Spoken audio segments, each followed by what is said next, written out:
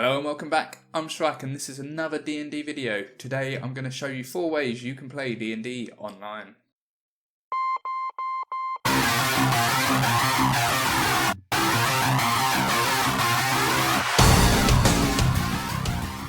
Before we get on with the rest of the video, make sure to hit the subscribe button if you want to see more content like this, and then tap the notification bell just next to it so that you get notified when I upload another video. I'm going to say it straight off the bat, there's probably more than 4 ways to play D&D online, but these are the 4 ways that I have the most experience with and that I personally think are the best. But if there are any other ways that you can think of or that you've played D&D online in the past, just leave them down in the comments so that other people know who are coming on and watching this video. So we're going to jump straight into the first one, which is probably the most obvious one, using a virtual tabletop. For those of you that don't know, a virtual tabletop is basically a program that is trying to emulate a home game, but on the internet. There are quite a few virtual tabletops out there, but the main 2 that seem to be the frontrunners are Roll20 and Fantasy Grounds. Both of which I've played games on, but if there are any that you've played games on that aren't Roll20 or Fantasy Grounds, do let me know in the comments. I'm always looking to find some different ones that add a bit more to the game. This isn't going to be a video about which one is best, but if you do want to see that, also put that down in the comments. But I will say that personally I prefer Fantasy Grounds. I quite like that it's not browser based, it just makes it so the players are less likely to go and start flicking through Facebook or get distracted somewhere else, because it's all in-app. The functionality of both of them are pretty good though, and whichever one you choose, I'm sure you're going to have a great time. Now both of these tools, Roll20 and Fantasy Grounds, do come with a price. So they're subscription models, so you pay monthly. And also if you own the physical books, you will also have to buy the books again on whichever tool you decide to use. So if you are a little bit tight for money at the moment, this might not be the best option for you. There might be some other ones that will come later in the video that would be better for you. The second way to play D&D online that we're going to talk about is using some sort of communication software, be it Skype, Discord, Google Hangouts, whatever one you want to use, but also sharing the DM's screen. Why is it important for the DM to be able to share their screen? It's so that they have complete control of what the players can see, can show battle maps, can show pictures of NPCs that they're meeting, stuff like that, and then the players can see it from their second screen or first screen or whichever screen they are sharing.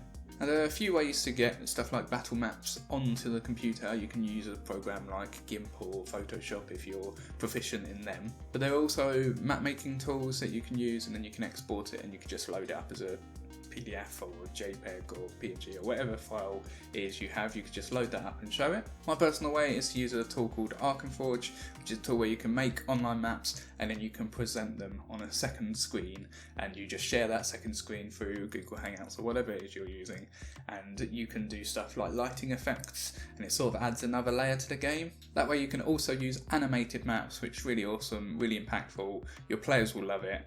And as you're using a computer, why not utilise stuff like that you can't really do with a physical map on your table.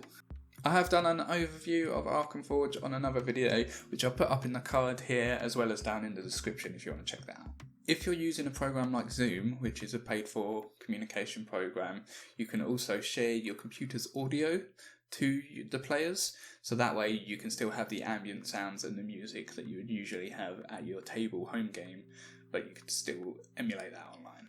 The third way is pretty similar, but we're taking out the sharing the screen. It's just using pure theatre of the mind to play a D&D game. It's still a great way to play D&D. A lot of people now, I believe, play with maps, but try theatre of the mind. It might be something that completely transforms your game and you prefer that much more than actually using the maps and the miniatures and all that bit. And doing it online is super easy. You just need to get into something like Google Hangouts, Zoom, Skype, something like that, so that you can all chat together. And then, yeah, the DM just controls it all and you have a great time. There's not really much else to say about that one other than you can also have the ambient sounds and the music played through if you share your computer's audio on a bit of software like Zoom. But yeah, really, you just set up your webcams, set up your microphones, and then the DM runs it like they would at a home game and you play. Simple as that.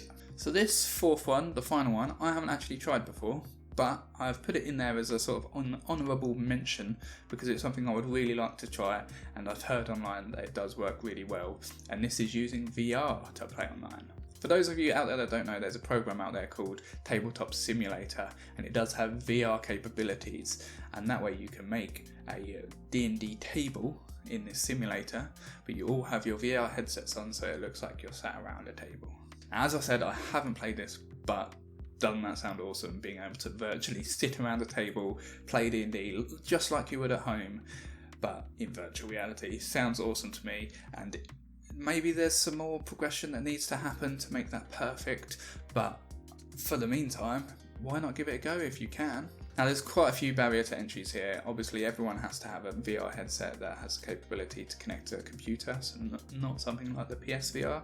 And then everyone also has to have purchased Tabletop Simulator, which I think has a very low price point, but still does have a price point. It's definitely something to look at. I would love to try a game like that. Unfortunately, I don't have a VR for my computer. I just have the PSVR, and all of my friends that I play with also don't have VR headsets, so I wouldn't be able to do it. But if you are in a position to do that, then do give it a go and put in the comments how it is. Let me know if I am really missing out. So to summarise, the 4 ways that I suggest to play D&D online is 1, using a virtual tabletop like Roll20 or Fantasy Grounds, 2, using some sort of communication software that has the ability to share a screen and then sharing maps and images as the DM.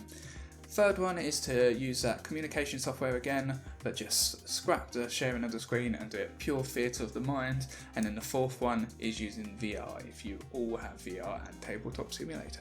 I hope this has helped. I haven't gone into too much detail. I just sort of wanted this to be a broad overview to broaden your horizons to what's out there, so you can now go do a little bit of research, decide which one's for you, and then go play D&D online. If you did find this video helpful, please do give it a like, and remember to subscribe if you want to see more content like this. If you have any questions, put them down in the comments as well, and I'll make sure to reply to every single one and try to help you guys get online. But until next time, happy gaming.